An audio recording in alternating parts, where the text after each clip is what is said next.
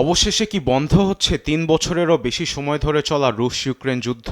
বৃহস্পতিবার মস্কোর এক সংবাদ সম্মেলনে যুক্তরাষ্ট্রের দেয়া ৩০ দিনের অস্থায়ী যুদ্ধবিরতিতে সম্মতি জানিয়েছেন রুশ প্রেসিডেন্ট ভ্লাদিমির পুতিন। তবে যুদ্ধবিরতির প্রকৃতি নিয়ে ওয়াশিংটন ও কিয়েভের দিকে ছুড়েছেন অনেক প্রশ্ন, সঙ্গে জুড়ে দিয়েছেন অনেক শর্ত। তবে তিনি বলেন, এ বিষয়ে যুক্তরাষ্ট্রের সঙ্গে বিশদ আলোচনায় বসবে রাশিয়া। শত্রুতা বন্ধে আমরা যুদ্ধবিরতিতে সম্মতি জানাচ্ছি, তবে পর্যায়গুলো এমনভাবে করা উচিত যাতে এটি দীর্ঘদিন টিকে এবং সকল সংকটের সমাধান দেয়। এদিকে রুশ ইউক্রেন যুদ্ধ বন্ধে বৃহস্পতিবার পশ্চিমা সামরিক জোট নেটোর প্রধান মার্ক রুটের সঙ্গে হোয়াইট হাউসে বৈঠকে বসেছেন মার্কিন প্রেসিডেন্ট ডোনাল্ড ট্রাম্প। বলেন, যুদ্ধবিরতি ইস্যুতে বিশেষ দূত স্টিভ উইটকফ মস্কোতে আলোচনায় বসেছে। সেই সঙ্গে যুদ্ধবিরতি কার্যকর করায় জটিলতা আছে বলে জানান ট্রাম্প।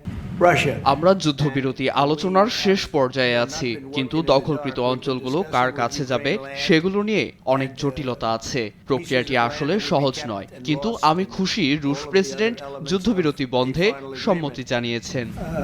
তবে পুতিন যুদ্ধবিরতিতে সম্মতি জানালেও এর পেছনে বড় চাল চালছে বলে অভিযোগ করেছেন ইউক্রেনীয় প্রেসিডেন্ট ভলোদিমির জেলেনস্কি। বৃহস্পতিবার তিনি বলেন, ডোনাল্ড ট্রাম্পকে দেখানোর জন্যই পুতিন যুদ্ধবিরতির কথায় হ্যাঁ বলেছে, কিন্তু খুব দ্রুতই রুশ প্রেসিডেন্ট সুর পাল্টে ফেলবেন। Путін, звісно,